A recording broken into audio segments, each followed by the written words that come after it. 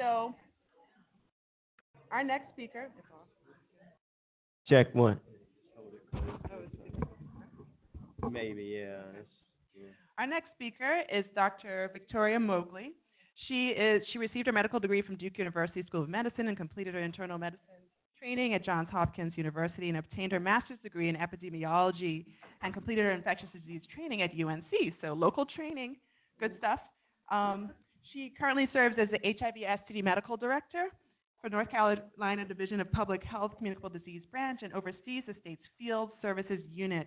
She will be presenting today with Tiera Stackhouse from DIS and Bridge Counselor Kawanna, and they are the boots on the ground.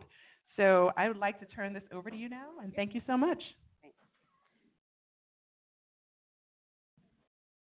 All right, good morning. I know I'm standing between y'all and lunch, so we'll try to keep this interesting and short.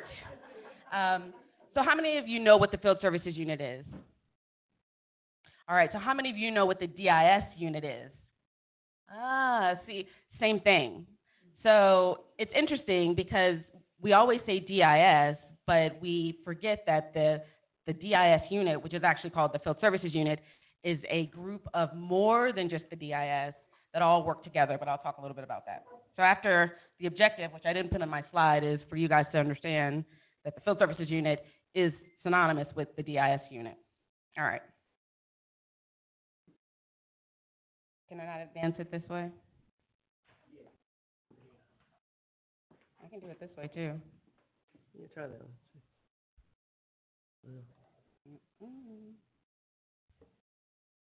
Can we do it that way? Let me see. Yeah, here we go. All right, thanks. Okay, so first, the Field Services Unit, DIS unit, their primary objective is partner notification. And for those of you that don't know, partner notification is actually required by public health law. So the Division of Public Health is required to provide partner notification services to individuals who are infected with, suspected of being infected with, or exposed to syphilis or HIV. So those are the only two STIs that actually get this mandated kind of responsibility, but the Field Services Unit actually deal with a lot more STIs than just those two. Those are the primary ones, though, and these are the general statutes and administrative codes that list that mandate by the Division of Public Health. So for you guys, who I think a lot of you are in public health, you understand that, but a lot of private providers don't know what the DIS do. They don't know that they're actually required to do it by law, and, you know, we've had some instances where they've called up and said, why are you calling my patient? You know, why do you know that they have syphilis and leave them alone? And of course, you know, politely we say back, we can't leave them alone because we're mandated by public health law to do this.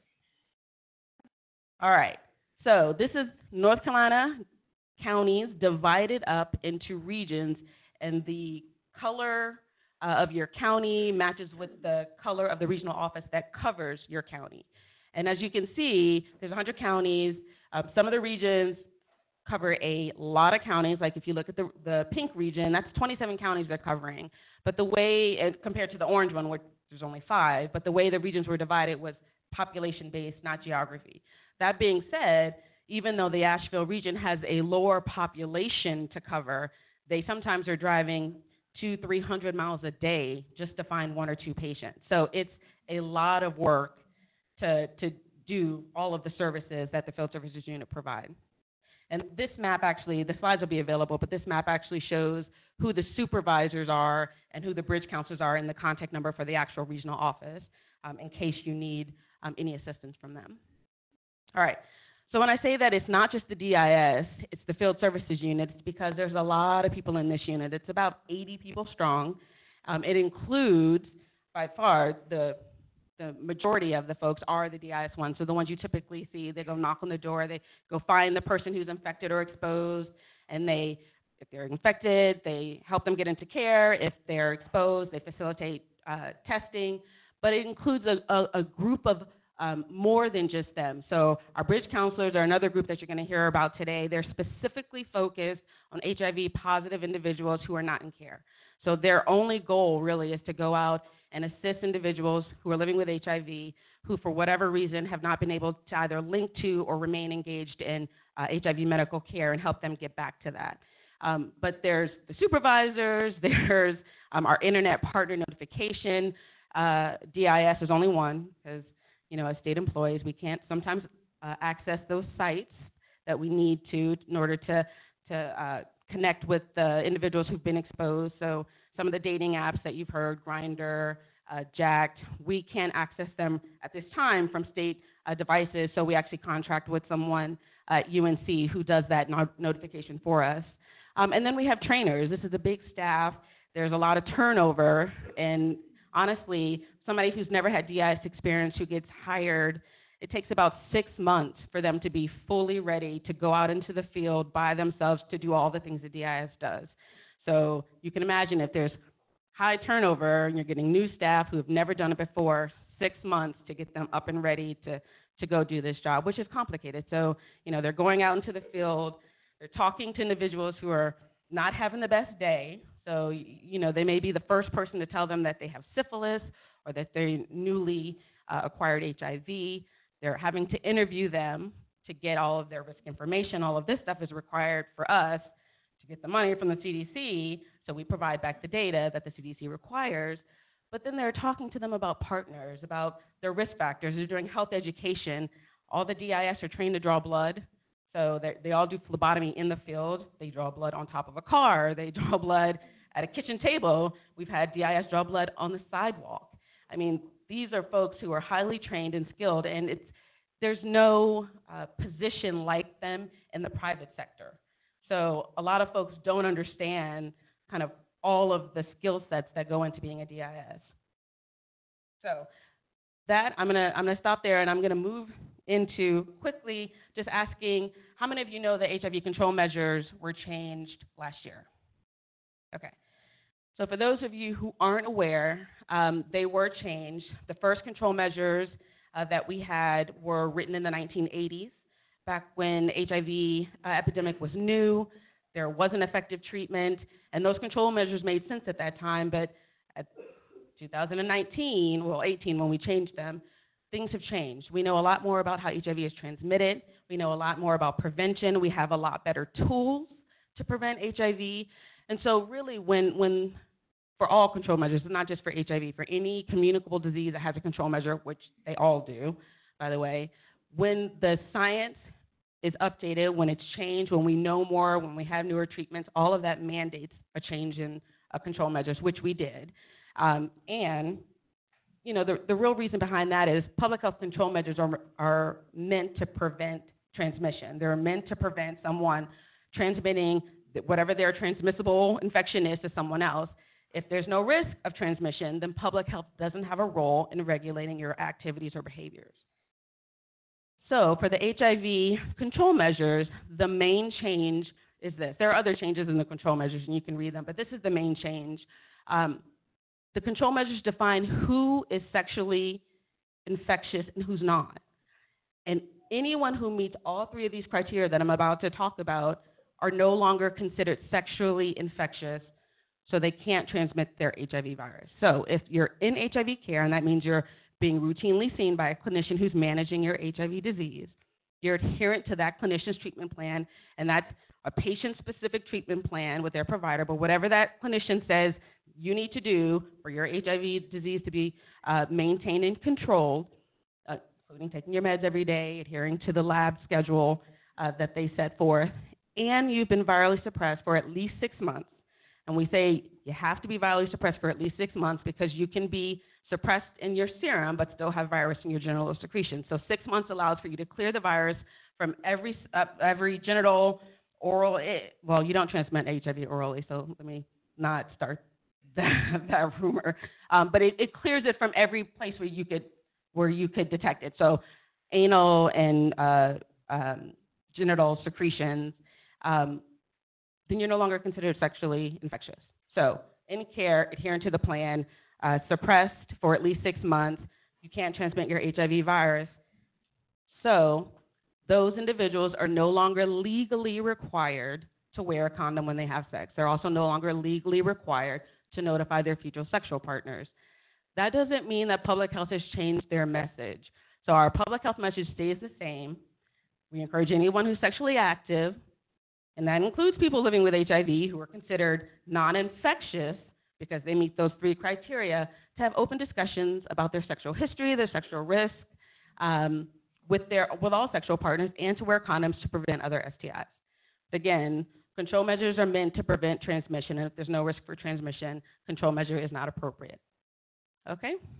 So, and the reason I talked about that is because with this change in the control measure, it's really an important tool that I've encouraged the DIS, the bridge counselors, to use in the field to encourage persons living with HIV, newly diagnosed, and those who were previously diagnosed but out of care, to use it as an incentive to get them into care. If they know that once they come into care, they're going to get on meds, they're going to get suppressed, that they're not only going to live longer, they're not going to be able to transmit their virus to their partners, and public health is not going to treat them like they're, just infectious all the time, then I think it's an incentive for them to stay in care. I think it's also a way for us to remove the stigma associated with HIV, because really, with appropriate care, you can live a healthy, long life with HIV. You can have a family, you can have babies, you're not going to transmit your virus. So we want all of you, and we ask our field staff to use the change in the control measures to really incentivize folks getting into care. All right, so I'm going to invite Tiera up to talk specifically about what a DIS does, and when she's done, Kawanna is going to come up and talk about what a bridge counselor does.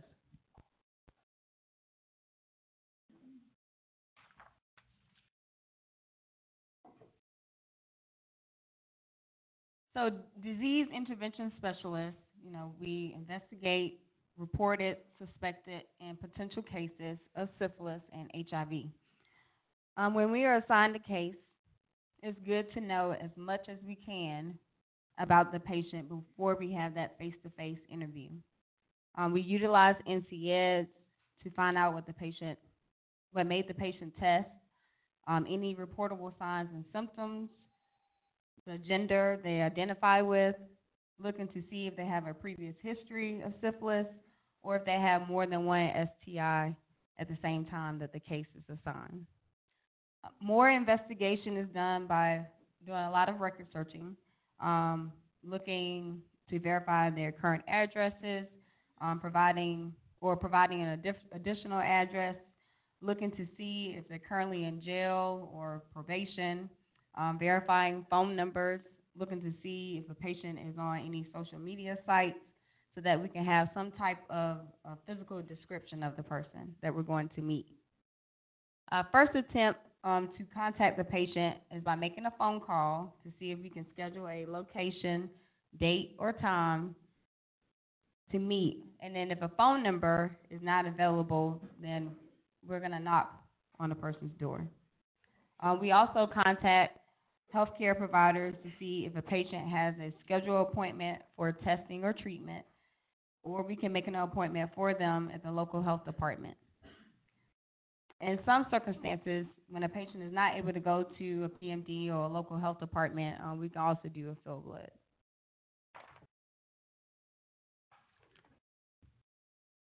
When we meet with the patient, we have to gain their trust, make sure that they're comfortable speaking with us in a short amount of time.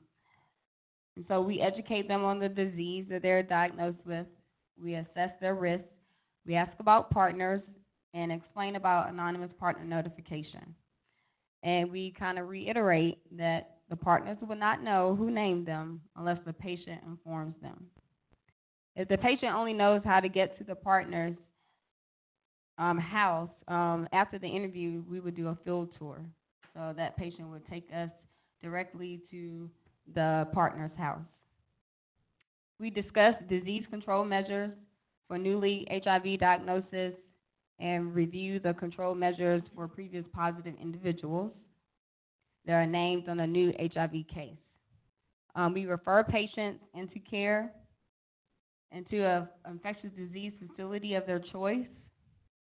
And we also participate in community outreaches or assistance in outbreak responses. I want to explain a little bit more about the contact tracing. Basically, an individual, they test positive for STDs and or HIV or AIDS. Patient is treated, and the DIS offer partner contact tracing to patient. And then the patient sometimes like to initiate partner services themselves, so they want to inform the partners.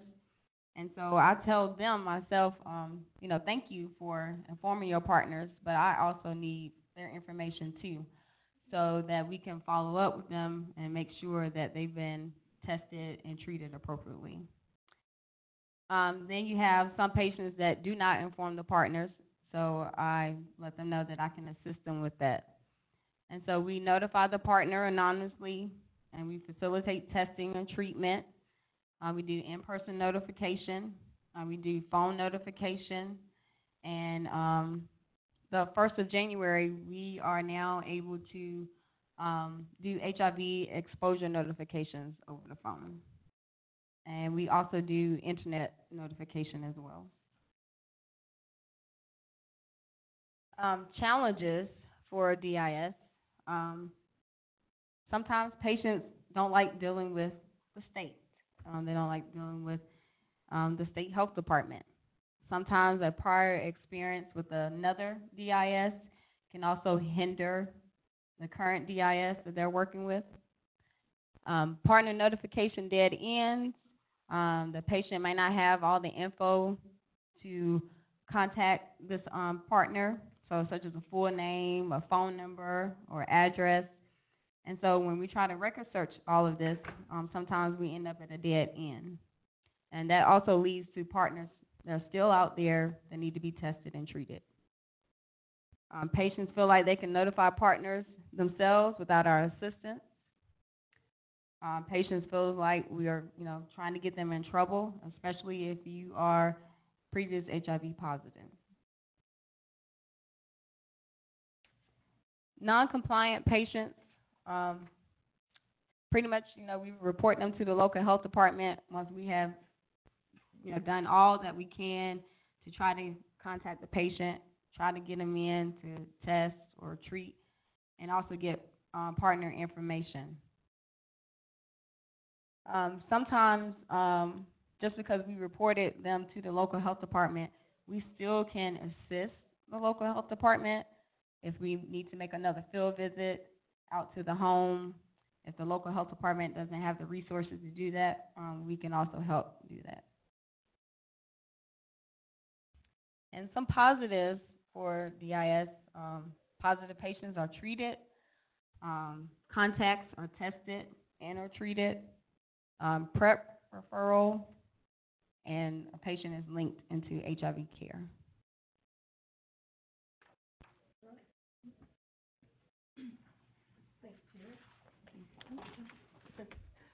Okay, let's see. Good morning. My name is Kawanna Glenn. So I'm going to talk a little bit about what HIV bridge counselors do. Now, I am one of 9 bridge counselors across the state. And, of course, we have 100 counties, 9 of us. It's a lot of area to cover. But what we do is this the logo? Voila. So what bridge counselors do is we retain out-of-care HIV positives back into their ID provider. And we also link newly diagnosed people living with HIV to a medical provider through a referral system. Now, my next slide will show you examples of the referral system, but I'm just going to run through them really quickly. We get referrals through disease intervention specialists. We get referrals through the health department. They'll give us a call when there's a new positive or someone's out of care. We also get them from CBOs, which is community-based organizations. We get them from other regional bridge counselors, which are oftentimes stationed within a hospital or within a CBO or a clinic. Okay, and we also follow up to ensure that all initial appointments have been completed by the patient. So it's not like we get them an appointment and then just take our hands off of them. We monitor them to make sure that they completed the appointment, make sure everything was smooth handoff. Okay.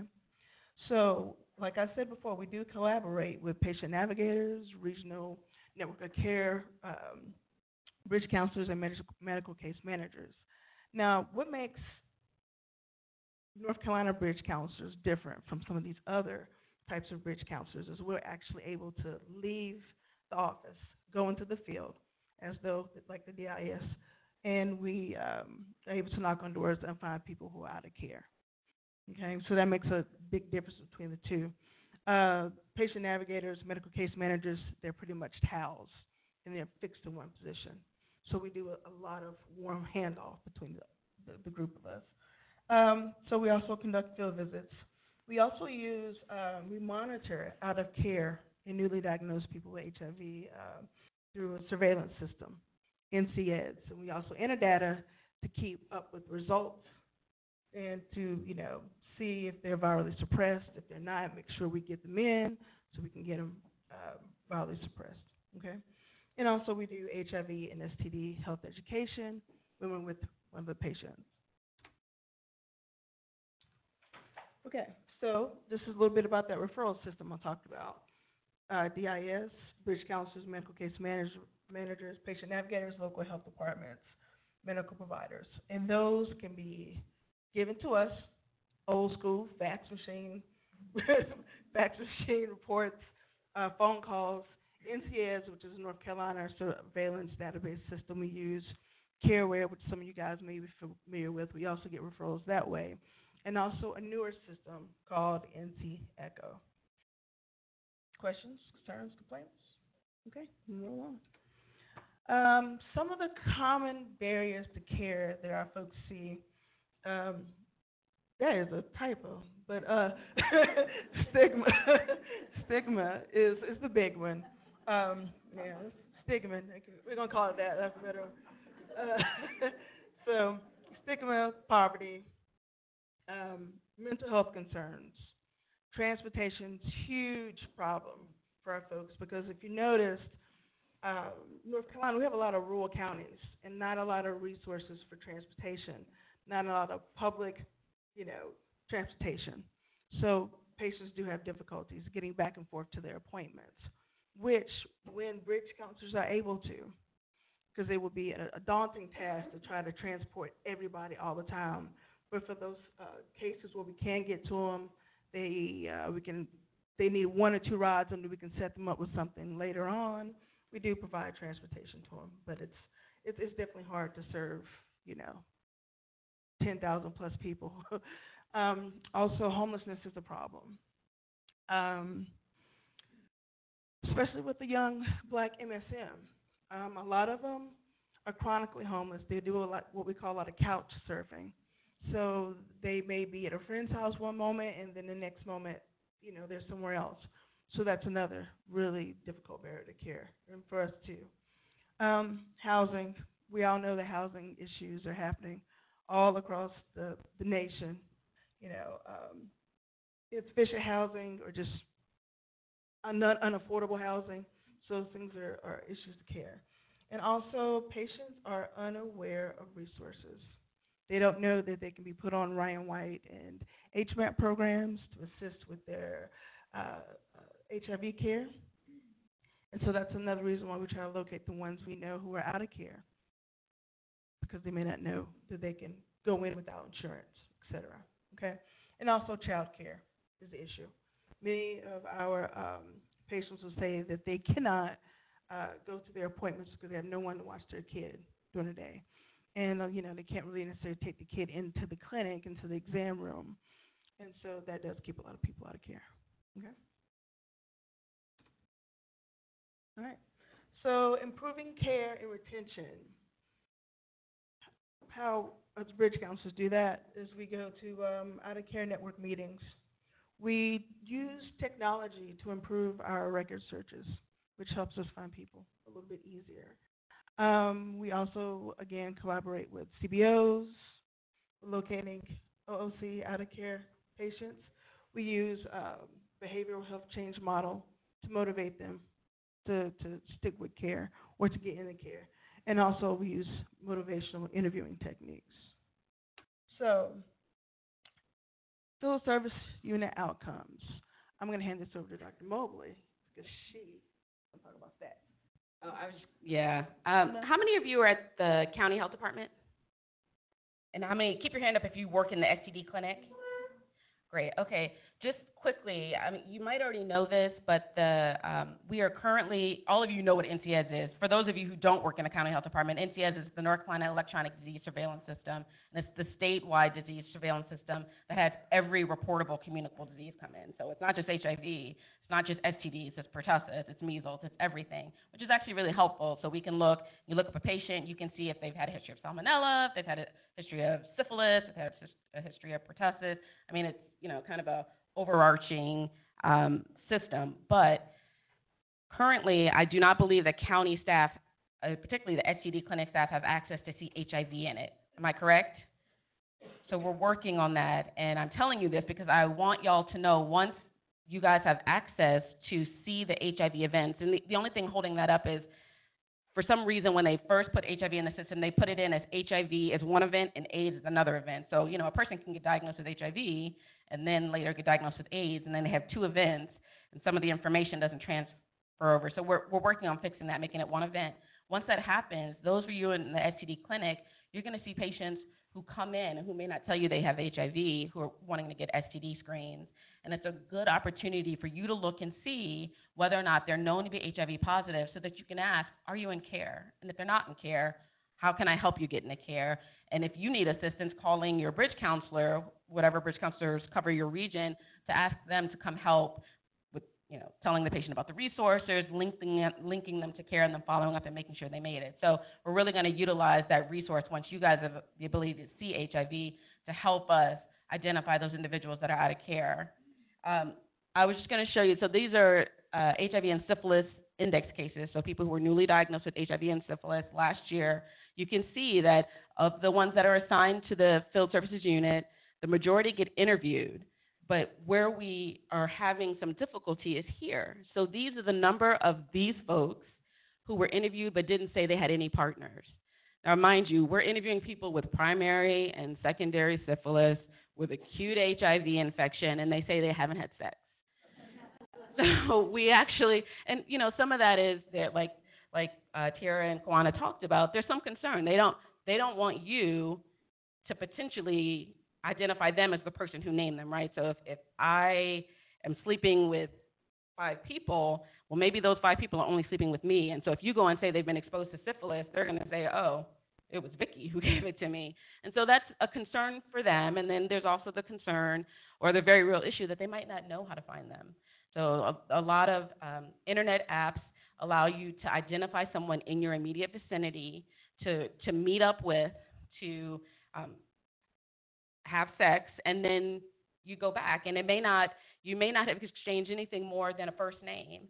So you may not have a phone number. If you try to use that internet, the screen name, it may have already been changed. So sometimes you can actually give the DIS, not you, but the patient can actually give the DIS enough information to find them. But I honestly think the majority of these they don't want to tell us. And we have to get over that barrier to make them feel comfortable giving us information so that we can notify their partners. And of course, there's always the issue if one of the partners is a spouse, because notifying a spouse that they were recently exposed to syphilis or HIV can cause a whole slew of problems, and it could actually instigate domestic violence. So it's something that we have to be cognizant of.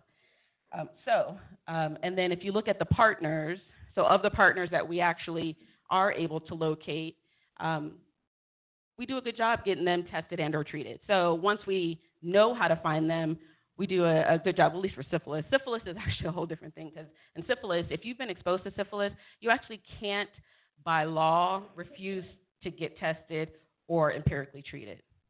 I didn't make the North Carolina law, but that's what it is. HIV is a little bit different, so you see the ability to locate and then get those folks tested is a little bit lower, I think. Oh, and I'll end here. This is the current HIV care continuum in North Carolina. So we have about 36,000 individuals living with North Carolina diagnosed. There's probably another 5,000 living in the state who have yet to be diagnosed.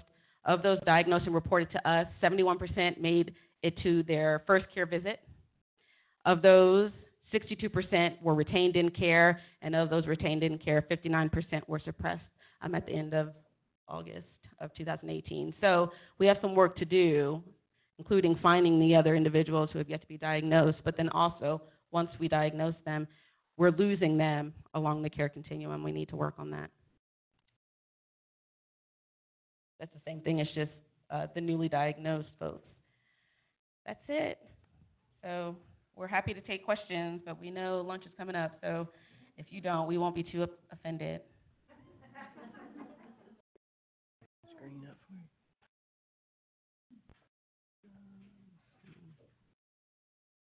you. Ooh. Wait, that was the previous one. Right? Oh, yes. Wait, is that it?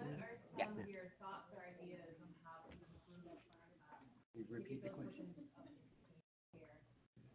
Repeat your question, because he was telling me to repeat your question while you were saying it, so I didn't hear it. Go ahead. Yeah, what are some of your thoughts or some of the ideas or methods that can help improve the percentage of people in care? Are there anything that you guys are trying to put? So the question was, what are some ways to improve the bars that I showed in the continuum of care? And, you know, I think the biggest thing is primary care every clinician needs to adhere to the HIV screening recommendation. So everybody's supposed, 15 to 65-year-olds should be screened for HIV at least once in their life, and then more often or after that if they have risk factors. And a lot of, the initial screen isn't happening. I think people assume, particularly providers who have had patients for a long time, they assume their patient doesn't have any risk factor. If you have a couple, the woman's been married for a while, the provider probably doesn't ask her if she ever has sex with someone outside her marriage, or does she think her husband's having sex with someone outside her marriage. Those conversations need to happen in every primary care office, and then the screening recommendations need to be adhered to. And I think, that will decrease the number of people living in the state with HIV who don't know it. And then it'll also identify individuals who are infected and have ongoing risk behaviors that may be setting them up for potentially transmitting the infection, and working with the patient in order to decrease those risks. Let's see, is there a minimum age requirement for patients to be eligible for bridge counselor services? No, but if you had a 13-year-old newly diagnosed with HIV, our bridge counselors would be working with the local health department to facilitate that linkage to care. And that's just because, when you have children that are very young, they have special needs that adults might not have. But our bridge counselors would definitely still work with the patient in the local health department and whichever primary care provider or HIV provider they were linked to. What are the avenues to tracing partners out of state? We have an out of jurisdiction process. So if someone here names someone in another state, we send all the information the person here gives us about that partner to the other state through a predefined electronic process to our particular field service type counterparts in the other state, and they go try to find them. The out-of-state partner? So no, what we do is the other state does their thing, and I will say that some states are better at doing their thing than others.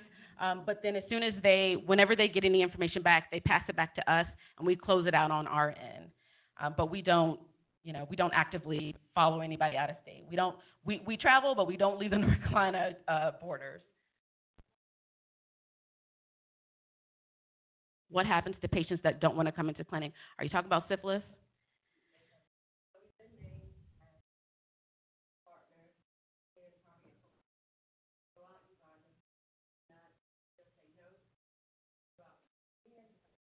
Yeah. Right. So that's a complicated. So she's asking, what happens when you have a person living with HIV who continually gets named in a new HIV investigation, who is not in care and is refusing to get in care? Is that it? Sorry. That's complicated. So I would say that Kawanna or one of the bridge counselors in the region would reach out to that person to try to understand why they don't want to be in the care. So first we take let's figure out what your barriers are and how we can assist you getting over those barriers, right? So we'll talk to you about what those barriers are. Can we help you get into care? Is it that, the HIV care provider in your community is someone who is your uncle's best friend and you don't want to go there? So can we assist you getting someplace where you're comfortable getting care? If all of those avenues where we're trying to work with you to get you into care and overcome those barriers don't work, the next step is we report it to you guys, the local health departments. The local health director, North Carolina is a home run state, so The local health directors have jurisdiction. We pass that information off to them, and then we help them as they craft the next response. And usually that next response is an isolation order. And essentially an isolation order tells the individual who is living with HIV, we have evidence that you are not adhering to North Carolina control measures. And obviously if they're not in care, then they're not considered sexually non-infectious. You must adhere to X, Y, and Z. If that isolation order is not followed, then the next step would be legal. So, we hope never to get there. I will say that in my time here, it's very rare that we get there because there's usually a reason why someone doesn't want to get into care, and it could be mental health issues. And if we could help get them the mental health services they need, that would solve the majority of the problem and get them the care they need. But for those very rare instances, you gotta do what you have to do to protect the public. All right. Any instances of HIV Tv Co-Infection? Yes, there are. It's still required that every newly diagnosed HIV person be tested for tuberculosis. And I will say in my HIV clinic, our HIV population gets tested for TB yearly.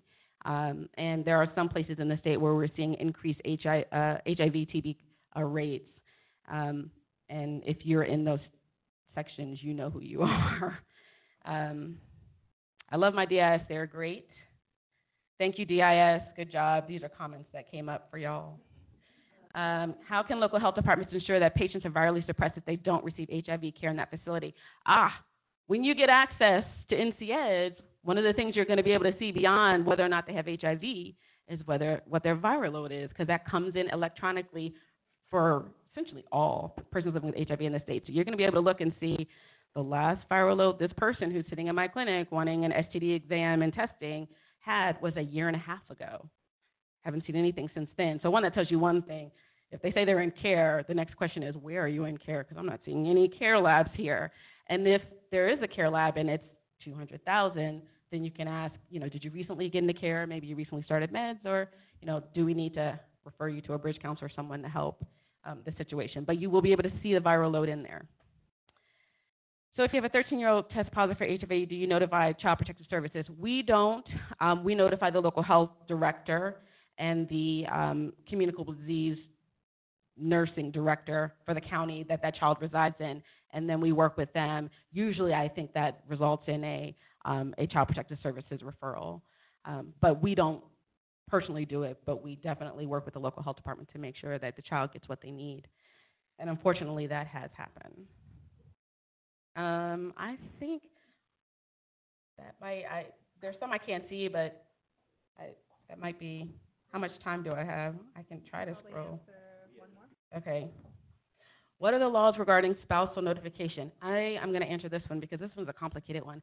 So in the HIV control measures, the responsibility of notifying a spouse of someone who is HIV positive lies fully in the attending physician's lap. The problem with that is a lot of times notification happens before they have an attending physician. So I'll tell you what happens when the DIS have to do it. And we can role play this real quick. So if I am the DIS and I'm telling you that you've been exposed and you're married for 15 years, and I say you've been named as someone who's been exposed to HIV, obviously your question back to me would be, was it my husband? Because he's the only one I've slept with in 15 years. And then our response would be, these are confidential notifications. We're just letting you know that you have been named as someone who has been exposed to HIV, and we think you should get tested. And of course the question comes back, but was it my husband? And we say, we think you should get an HIV test. We don't disclose the name, even if it's so obvious that it's ridiculous that but the attending physician, well, that's part of the problem, and that's one of the things that we consider. If there's concern for domestic violence with a notification, we don't do the notification in the typical way. So, obviously, if the person living with HIV says, my husband will kill me if you go notify him, we're not going to go do the notification that way. Now, the notification does have to happen, but it will likely happen in conjunction with the local health department and potentially the local police involved in figuring out how to do it safely. because the person does need to notify they do need to get tested, but we don't want anybody dying for this. And again, the attending physician is in the best stead to do it because he can have the couple come in, he can do it with them together, answer any questions about it, and make sure that that process happens in a controlled environment. That's the best we got. We always hope never to get people who are married when they are newly diagnosed because that's complicated. How does the process change when you're dealing with a minor who's the infected individual? For syphilis or HIV or both? Oh, so, you know, in North Carolina, minors are able to consent to HIV and STD testing and treatment. So the main process changes depending on their age. So like you said, if it's a 13, maybe a 14-year-old, there would be some concern about doing a confidential interview with that child alone. So let's say it's a 13-year-old girl, we wouldn't send the male DIS by himself to interview her. We would probably send a female DIS or a male and a female DIS together. We would want to do it at the local health department, not at their school, not at their home, but in a controlled environment because there's all the protections of making sure that the child is in a safe environment where they feel safe and where we, you know, also can feel that we've done what we can and not set ourselves up to be in a difficult situation. After that, once they're linked to care and treatment, whether or not their parents get told, which I think is maybe what you're getting at, that's left up to the provider. I don't think that legally they can tell the parents, but that gets complicated if the kid's on parents' insurance. Because, yeah, so treatment at the local health department would be free for syphilis. For HIV, if the child doesn't have insurance, which would be unlikely because all children who need medical care who don't have insurance are eligible for Medicaid, I believe, they would get it through whatever their insurance carrier was. Again, the issue of whether or not the patient would be notified from the insurance company is one that I don't think we figured out. That's one of the issues with PrEP, right? I will say that, you know, my priority is to get the child treated. We try to do what we can to maintain confidentiality. But, you know, in the end, if the child is coming in with newly diagnosed HIV, we got to get them on meds. And so we do what we need to do. So, right. Yeah, and unfortunately, just so you know, our DIS actually don't transport, just because of legal reasons, they don't transport individuals under the age of 16. So you're right, that's another issue. Though Ryan White has resources for getting transportation for HIV-positive individuals to and from their appointments. Whether or not that changes for a minor, I don't know. We'd have to ask the Ryan White folks. You guys come up with complicated questions. All right. Ethan, if you're watching, someone said Ethan is Ethan is awesome. He has helped us a ton. Great job, Ethan. All right. Thank you. Enjoy lunch. We'll see you after. Thank you. Though I'd really love to release you to lunch now. I'm going to give you a talk. First of all, we're going to actually front load this presentation with some questions for the audience so I can find out a little bit about what you do, how you do what you do in the health department. We just found out how you do partner services and what's out there. Yes, this is us. Okay. So first of all, first question, what options would you consider for partner management? And can they see the question? Yeah. Okay. Oh. Sorry. Yeah, it's kind of small. Okay. So, Can all we right. read them out? So it looks like most people are saying any of the above, meaning that patient referral, as in they disclose their partner that they have an STD and they need to get treatment. And then there is a certain portion that said they would make sure that their partner comes in, so bring your own partner type of approach. Let's go into the health department and get some treatment today. Any of the above, and several that say, I don't know. Okay. All right, Nick. Closing the poll. Yeah. Okay.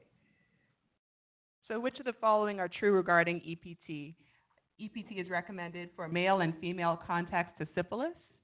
Use of EPT isn't permissible in North Carolina. Azithromycin 1 gram by mouth is recommended for chlamydia EPT, or EPT is only recommended for male contacts to men with diagnosed chlamydia. What do you think? Yeah. All right, we got this. All right. Next question. All right, let a few more. Okay, well, pretty obvious. Okay. Do you or your practice allow patients to collect their own specimens for STD testing?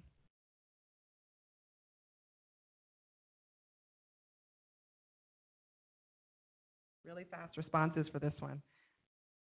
Nope. Nose catching up. Okay. All right, so about 50-50 or so. Okay. Next one? Do you or your practice offer STD screening only visits? So that means that they're not getting an exam, they're just getting STD-based testing.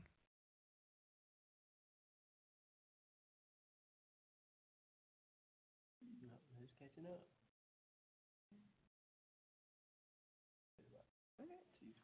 Okay, great. Okay, that's the last question. Okay. So we Is that can, open-ended? no, yeah, that's open-ended, but that's the last question of the whole presentation, Oh, so we oh. can just go. Okay, we'll keep it there. Okay, there we go. Which one? This one? Is this how we go? Close some of these.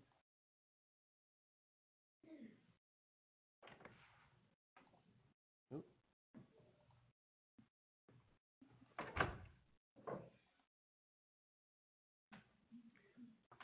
All right.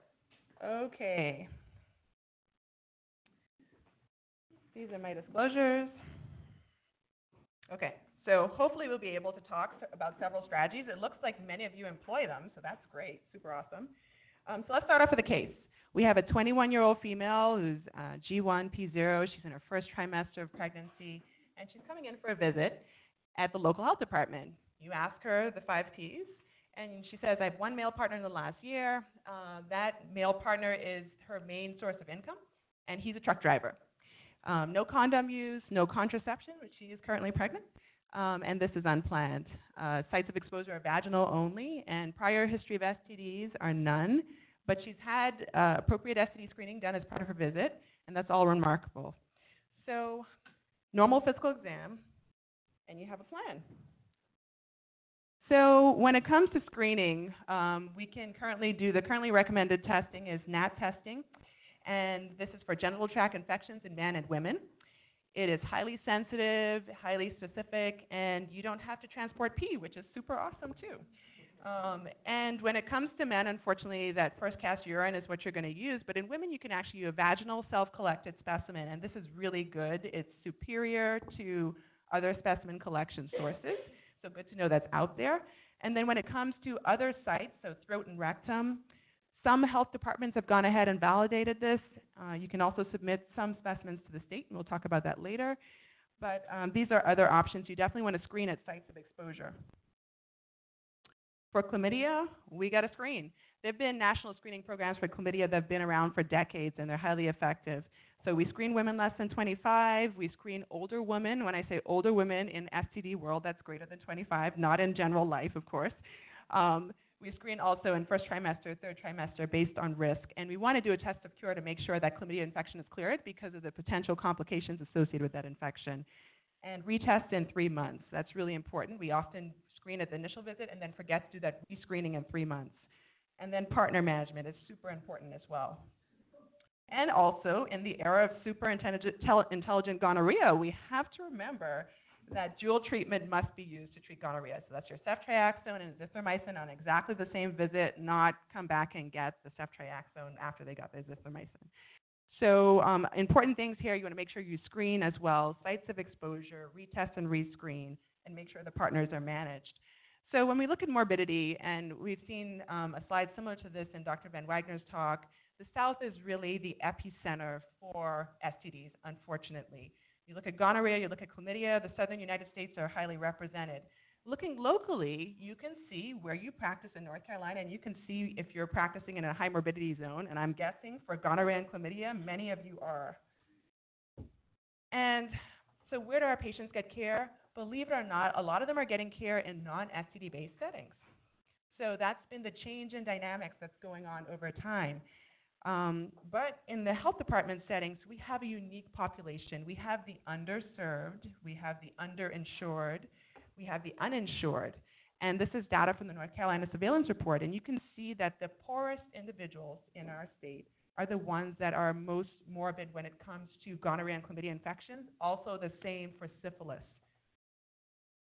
So back to our case. Her testing comes back at that visit. She came in, keep in mind, for a screen-only visit, and her with a single partner, and she has the diagnosis of chlamydia. There are complications associated with chlamydia infections, and she's also pregnant. The ones that we commonly hear about are the ones that are sites of local infection, conjunctivitis, urethritis, cervicitis, proctitis, and then going further up the genital tract, PID, and associated complications. And then in women, you can also have fertility-based complications such as ectopic pregnancy. In pregnancy, preterm birth, preterm rupture of the membranes, low birth weight, a number of different complications. And we know that reinfection is quite common. So looking at this data, this is a randomized controlled study looking at women with gonorrhea and chlamydia infections. And they found that the median reinfection rate was about 14%, and this is happening 8 to 10 months out from their original infection. So encouraging us to rescreen. So what are your partner management options? We talked about a few of these, and it seems like you guys are well versed in this. You can notify the patient directly. They can bring that partner into the clinic. Various techniques. But one of them is expedited partner therapy. And if you look at this map of the United States, it's constantly changing, but you will see the majority of states currently support the use of EPT. It's also supported by several national organizations, and it's a really important tool that we have in our toolbox for treating individuals who will not otherwise present for care. And this essentially is without performing that physical exam process, so providing a prescription that that patient can give to their partner. As for the data for expedited partner therapy, well, we in the state of North Carolina use it for chlamydia. However, the bulk of the data is actually out there for gonorrhea, which is quite challenging because we know the standard treatment is to give your ceftriaxone IM and also do your azithromycin orally, which is not usually something we can administer in the field. But using oral therapies such as Afixime and azithromycin, it has been used in other care settings. It's not used currently here due to some concerns about potential resistance. Trichomonas is also an infection where they sometimes use EPT. And they can use it in minor populations as well. So the pros. Well, maybe increased partner notification, getting patients to tell their partner, hey, you have chlamydia, you need to get treated. Either you go into the health department or you can take this prescription. You're getting a patient who would not otherwise present for care and services, and improve patient relationships. Some people say this makes that relationship stronger when you can say, hey, I'm going to help you get your partner treated. So improving that relationship, decrease STD transmission. This is our job, right? This is what our goal is. So this is where we have an opportunity to impact that. Cons, well, you're not getting a comprehensive exam. And there's some studies that have shown that you might miss a case of PID in an individual, for instance, where you can sometimes have like an occult infection where people don't even know they have PID. And then there's the potential cost to partner in that if they come into the health department to get that prescription filled, it'll be free. However, if they go to a community-based pharmacy, they might have copay to pay. And these medications are not always cheap. And then there's potential adverse reaction. But typically, when you give EPT, they ask you to go ahead and give, the requirements are that you give them education. That education will go to their partner, telling them about the STD they're exposed to, telling them about the medication, potential adverse events, and encouraging them to present for care. The priority is always going to be to get that individual in for care. This is a tool you use for people who don't want to come in. They have a disease that needs to be treated.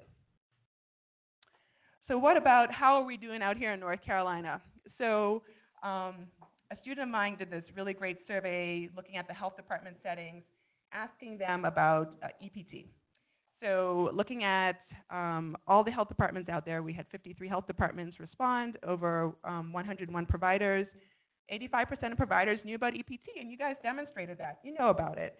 75% were willing to use it, but only 11% have prescribed it. So they knew about this tool, but it wasn't actively being used. So what are some of the barriers? Well, in this survey, we found that the providers really had a preference to bring those patients in for that face-to-face visit, and they had concerns about risk of safety for the individual that prevented them from using it actively. They are currently using this in several states and using it effectively. And one of those states that we hear about often is New York City, where they have this as a public health initiative out there. and they are basically using it for individuals who report heterosexual partners, not for men who have sex with men, due to concerns that men who have sex with men could be at risk for other STDs that are not going to be covered with that azithromycin. So they want to bring those individuals in. They provide them with educational materials, as seen here, and they also provide additional information for the partners. So in North Carolina, we know that it's not being used often, but is it on the books? It's out there. It's been there for a while. So who can you give it to? You can give it to the index case of a person who's diagnosed with chlamydia. You want to give it to individuals, offer it to individuals who are not otherwise going to present for care, who report a heterosexual partner. And then also there are specific requirements in that you would need to comply with the pharmacy regulation in that there needs to be a name on the prescription. So just anonymous partner, John, things like that probably won't work. So that in and of itself can be a barrier to some, right? Because they're going to have to disclose the name of an individual to go on a prescription. But there are other states that have worked through ways to get past this. So if you have standing orders in your health department, you'll probably see this line that's there. You may have deleted it or not, but it exists, where there's language there that says that your medical director can essentially allow for approval of EPT in that setting, and you would have to have an advanced practitioner or a clinician go ahead and prescribe it. So it's there, written into the language, but not actively being used. In terms of toolkits, there are several out there. New York, Texas, California also has a great one out there. If you need help implementing this or have questions, we're here as a resource. The state would be happy to take questions, concerns, and things about EPT. And also the Prevention Training Center would be happy to provide you with additional resources. So about our case. Now remember I mentioned that her partner was a truck driver. So what do you think? Good candidate for EPT or not? Yeah. So in this case, we knew that that particular partner only came home on the weekends. So that created a significant diagnostic challenge. So we had the conversation with the individual. We offered her EPT, when the partner was in town. The problem is, well, the health department's not open on Saturday, right? So when he's in town, how's he going to fill the prescription if they don't have insurance coverage? So these are all challenges that are still out there, definitely things that we need to work through, but we did give her the opportunity to use this as a tool. And ultimately, the patient got treated. She was going to take on the notification of her partner to make sure they got treated as well, because again, in a pregnant individual, we want to make sure that that dyad is treated to prevent reinfection and also prevent infection with the baby. And then also, this individual got follow-up arranged. Self-screening. Well, everybody knows where their orifices are. That's no surprise, right? So we know that self-screening is actually very effective. It's very sensitive. It's very specific. And most people can get the job done. It's the preferred technique for vaginal self-collection.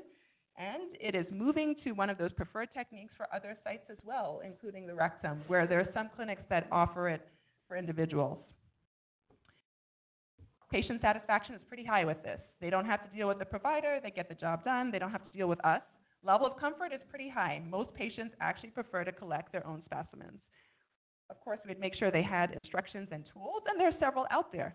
So this is looking at patient instruction sheet, and this one is from the Seattle Prevention Training Center. A little bit more detailed than a lot of the ones we're using in our local health department, but you can see that these really provide some really detailed looks at how to collect one's specimens. So this is throat and pharynx. Locally, if you go on the North Carolina Department of Health website, you'll find this one for vaginal self-collection. And then this gets to the point where we need to make sure individuals are screened appropriately. Now, I really do truly love Neapolitan ice cream, so I apologize for this.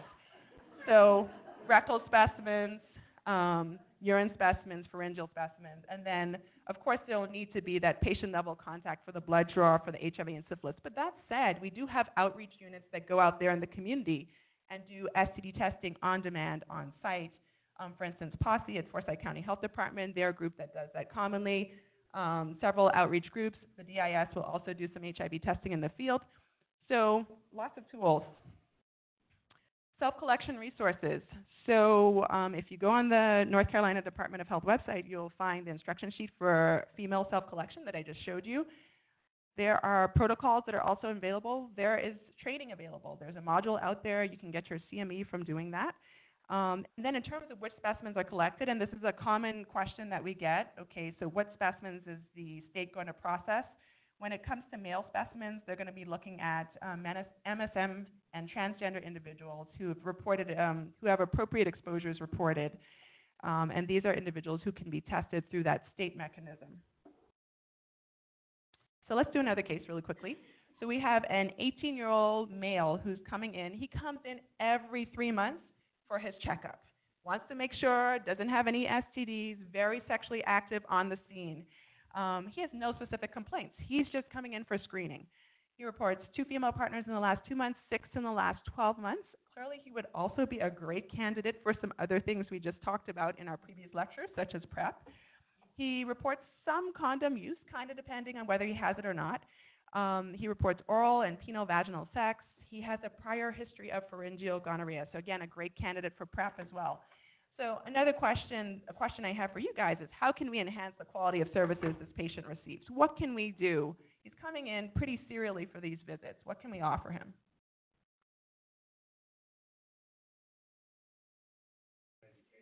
Education, yeah, I think that's a great way to start. Talk to him about how he can protect himself against STDs, what puts him more at risk for STDs, and maybe talk to him about how you can screen him more efficiently.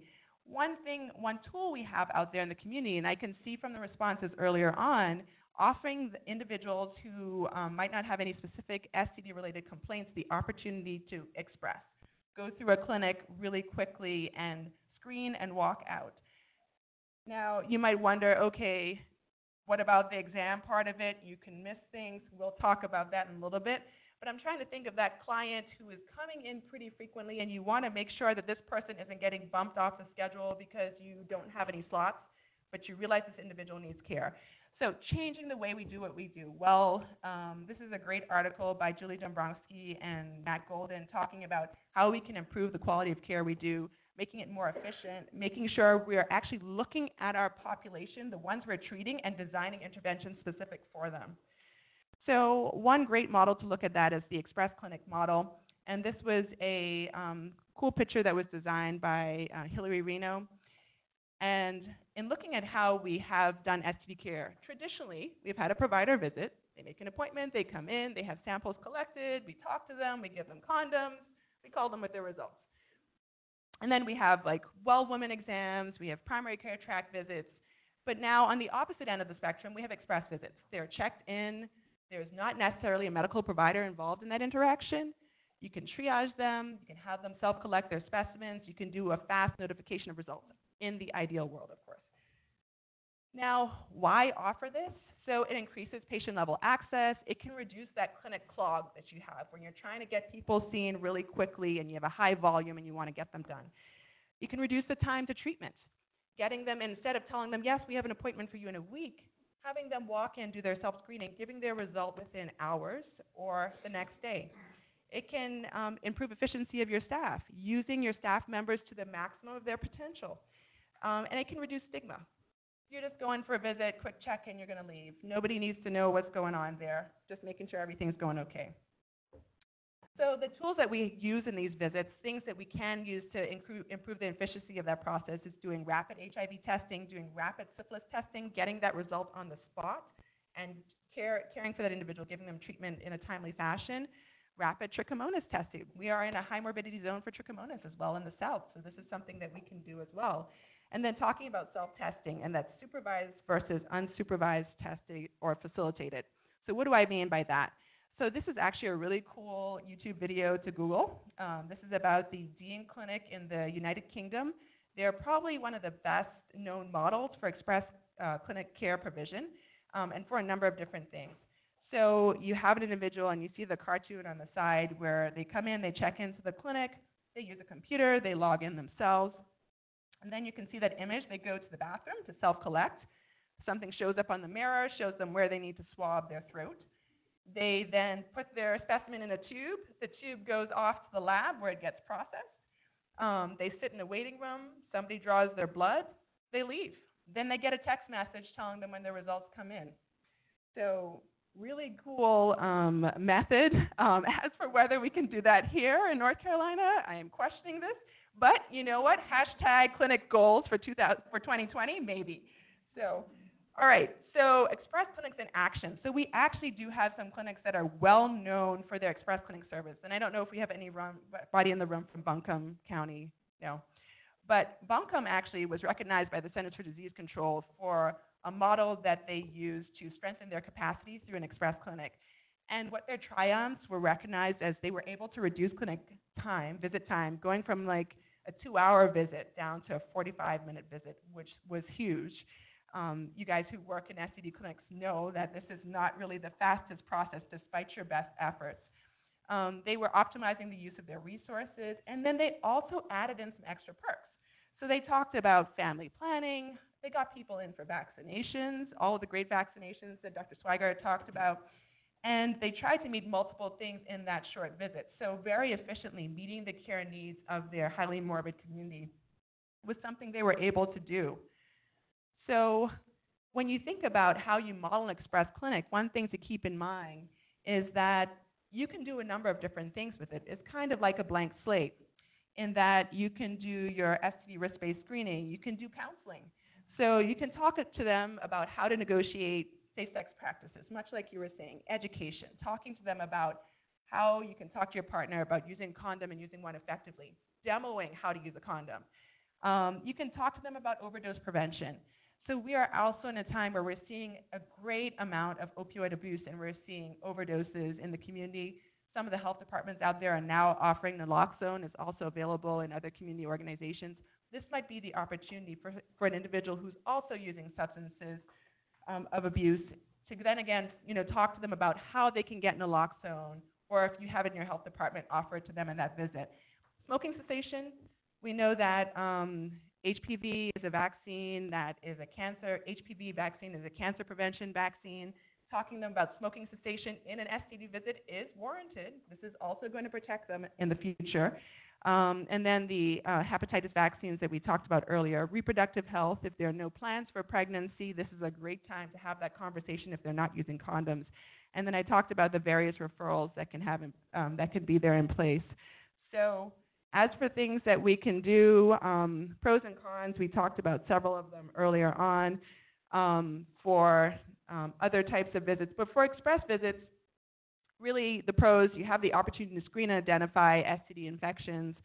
You have decreased personnel costs because you can maximize the use of your educational staff for many of these opportunities. You can decrease clinic turnaway. You don't have to worry about individuals scheduling them a week out for a visit if you can bring them in and have that conversation really quickly. Improve patient satisfaction. They've said it's actually improved the patient's journey through your clinic. Isn't that really cool? Somebody's having a journey through your health department and you can improve that. That's awesome. You can reduce time to treatment. You can reduce visit time. So the cons, as I mentioned, potentially miss STDs, but these are probably a little bit lower down the list when you sort of weigh the risks versus benefits, right? Having a person who is not screened at all and not even knowing if they have an STD because they're waiting for that appointment versus having them come in and getting that lab-based visit. And then you miss the opportunity for treatment on the same day, of course, by the same mechanism, and potentially decrease billable services if you're using an educator to do the testing and screening and not a medical provider. All right, so we're down to our last question. Andy, I'll need some, we're all set with this? So as you leave this conference today and go into your regular practice, I want you to think about the talks you had earlier on and things that you could potentially do to enhance the care experience of the people you take care of. And I can see top of the list is education. I'm very proud of you because I will say that's probably the best place to start here. And I can see the slide is actually evolving as we're talking, but education really appears to be a theme. So tools of the trade, we have some in those slides. There are resources that are available for you. The North Carolina Department of Public Health page, the CDC website also have great tools and resources. Thank you so much for your time, and I'd be happy to take any questions.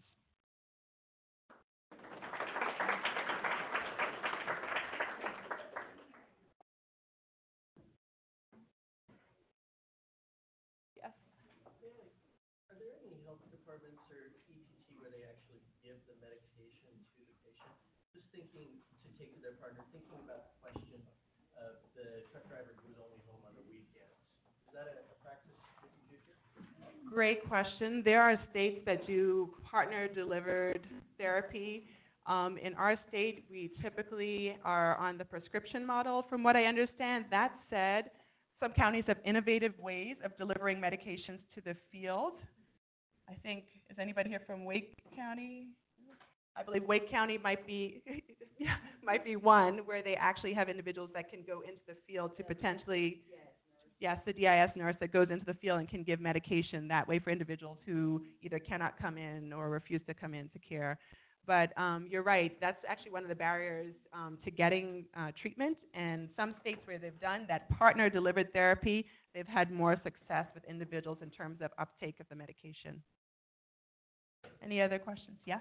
Okay, so in our county, we don't have resources for male NAT testing without cost.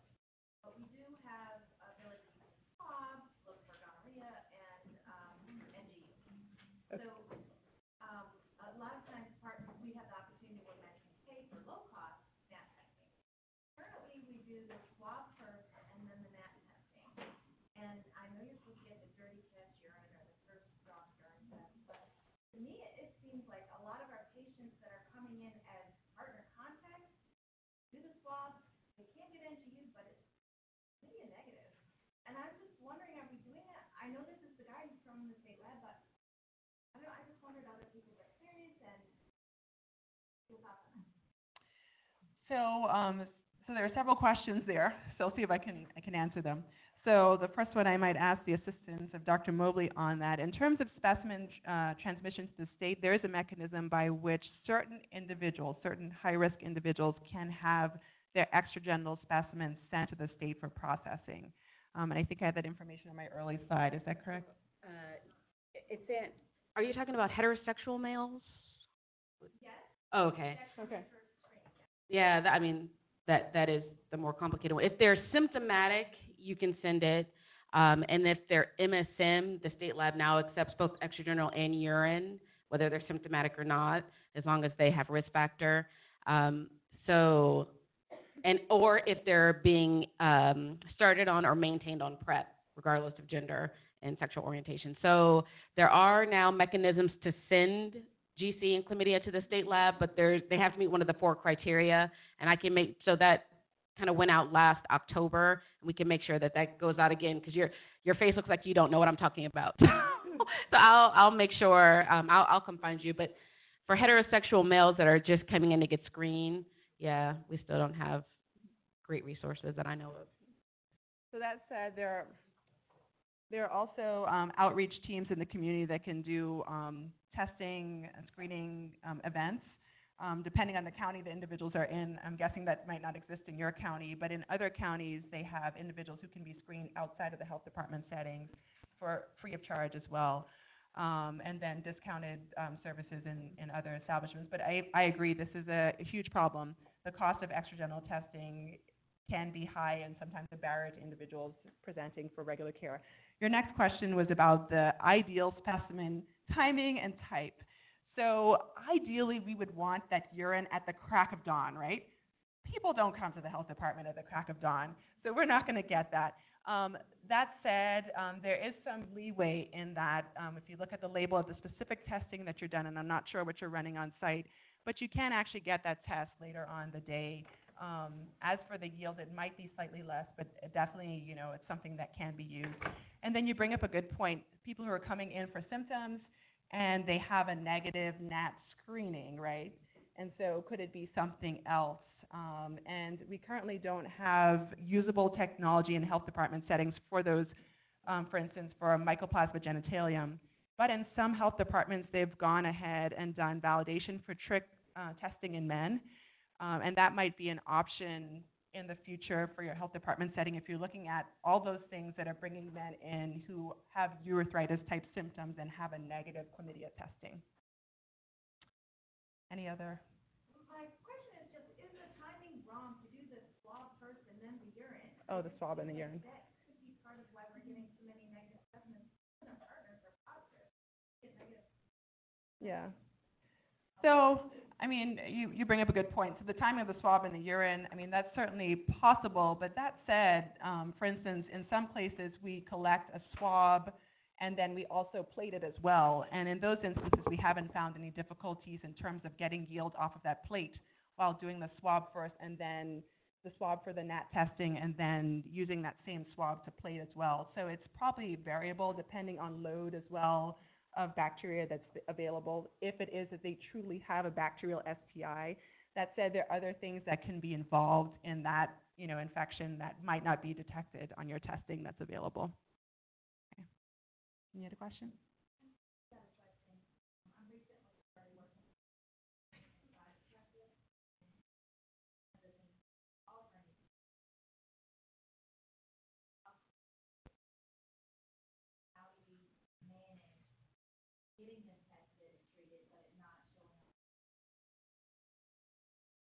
Very good question. So a person that's on their parents' insurance oftentimes is whatever was done in that care encounter will show up there and be available to that parent. So that said, so two things. One of them is the health department is a great place to refer those adolescents. In some counties, they can be referred through the school system out to the health department. They can also walk into the health department and receive care. Minors in our state can receive STD-based care without any problems, so that's one option you can give them. Hey, I think there's a good chance this could hit your insurance. If this is a problem with your parents, here's a confidential way that you can get this testing done that shouldn't be something that your parents will see. That said, it also is a great opportunity to talk to that child about opening up that conversation line with their parents and letting them know that they are sexually active or sexually engaged or thinking about it, and starting that early. And I think that's a great conversation starter, to prevent STDs and untoward complications in the future. So maybe using that, reframing it and using it, this is a great time to maybe start having that conversation with your parents about what's going on in your life and how to do it safely. Any other questions? All right, awesome. Thank you for sticking in there. So the next event is lunch. This year we tagged on a little bit of extra time to your lunch in case you're having issues getting to and from here. We will start again at 1:45.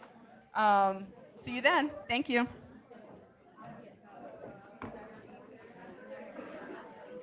that worked out. And will we get to see all of these things later on, these things? Oh yeah, we'll send them to you.